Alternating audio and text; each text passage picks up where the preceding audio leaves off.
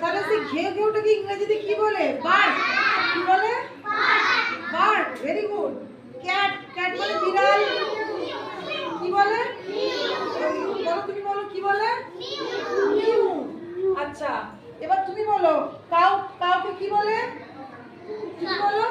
Bird, cat, mu আর cow, মু।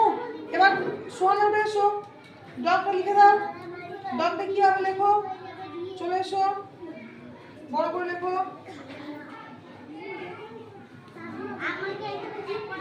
Dog.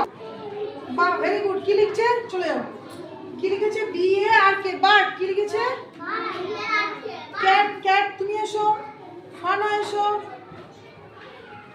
লেখো। Cat কি হবে? মিউ। বাহ।